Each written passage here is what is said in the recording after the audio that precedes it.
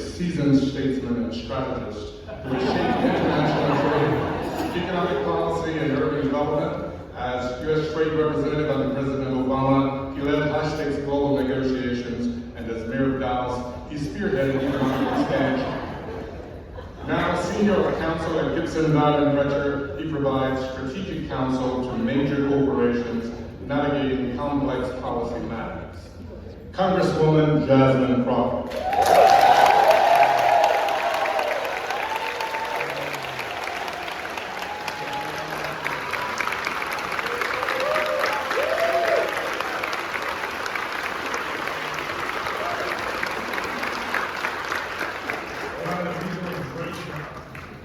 This might be the only time I ever love the voice of God.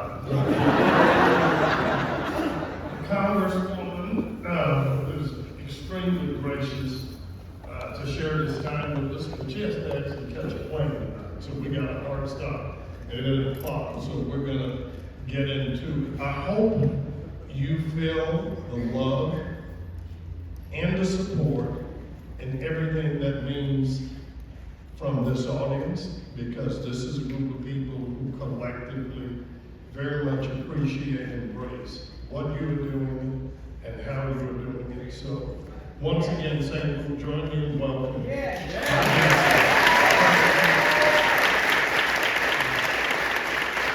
before we begin, I just have to say thank you.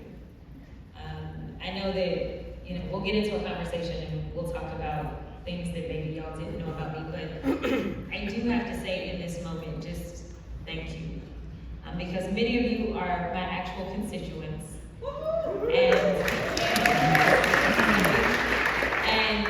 And I know that there's a lot of questions about who's fighting and who's not fighting, and why are some people fighting and why are some people not fighting. And I just want to say that the only reason I get to fight the way that I do is because of the amazing people that I represent. So I promise you, from the bottom of my heart, I just want to say thank you.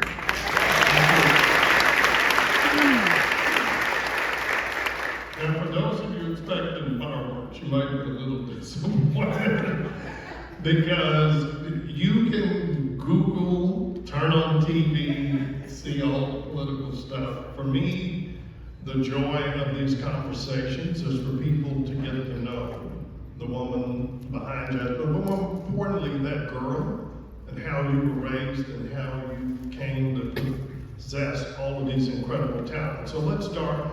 Your father was a pastor and a teacher. Your mom worked at the post office. But then you went to, I don't think your father was a Catholic priest, but then you went to Catholic school. So was that much of a transition for you, or how was that? Yeah, so I usually don't talk about my education because, while the church is not partisan, y'all all know that I'm a Democrat. And so, when you're running for office and people are wondering where you will stand on things such as public education, I never ever talked about the fact that I was in public school up until about 6th grade, grew up in St. Louis, Missouri, but then I ended up in private school from 7th grade all the way through college. And I never wanted people to doubt my commitment to making sure that I was gonna look out for public schools, because my foundation came from a very good and strong public school. Unfortunately, many people don't know this, but the public school that I would have fed into for junior high and high school, at the time, the high school actually had the highest HIV rate in the country. And so my mama was like, we gotta figure out something else. And I was devastated that they decided that I was gonna go to private school. And in St. Louis, it was basically Catholic. Catholic school was private school. That was really the only kind of option. And so I went to Catholic school, and it was definitely a culture shock for a lot of reasons, going from public school to this private Catholic school. I went to school and really it was just kind of me. Like, you could count how many people look like me at my private schools in general. This is even going up through college. In college, I was only one of 18 Black freshmen in my class. And by the time we graduated, there were only 10 of us left. So it's interesting because I have to talk about my education now because some people have decided that that's the big controversy. I'm like, this is the worst dirt y'all can find. Yes. Those skeletons are very, very deep. And so it has been this controversy, but I think at this point in time, as someone who's been on the political stage, and I know that so many of you right here at home are concerned about what's going on in Austin with the voucher scam and things like that. It was one of those things that I always wanted to make sure people were not distracted and started to think that my commitment was going to be less than. Because I did have the benefit of going to public school, and honestly, if for whatever reason we had all the resources that we needed, my mama could have saved her a couple of coins. And I would have stayed in public school. That was never an issue. It was a matter of, is my child going to get what she needs if she continues to matriculate? Well, and I hope you didn't think that I was reading anything into that, because one of my sayings as mayor is it's called your child for a reason. And you gotta do the best decision for each child, and that may be different. But listening to you just struck by me parallels there were. You went to a small liberal arts college, Rhodes College. I went to Austin College in Sherman. You talked about being one of 18. There were only 3 other black men in my class. I was the only one who graduated. So, but then you left Rhodes, which is a fabulous school, and you went to Texas Southern, started your legal studies at Thurgood Marshall, and then you were basically talking about a culture shock.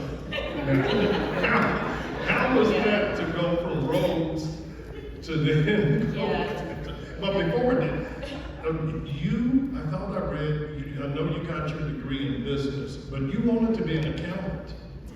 I did. And you had a professor who kindly suggested that maybe Jasmine had a little too much sauce. Tell us about that. This is very, very true. But I actually went in wanting to be an anesthesiologist. So I was always, I had a high aptitude for math and science. I wasn't a history buff. I wasn't a political science person whatsoever.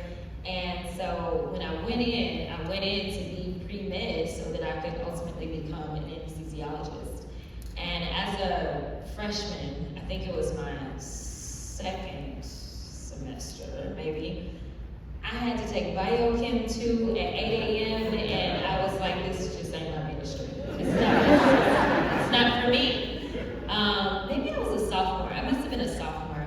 And so at that point in time, I had to go into my guidance counselors and I was like, listen, my mom is not letting me stay longer than 4 years. So I've been on this pre-med mission. What other degree can I get and still get out in 4 years?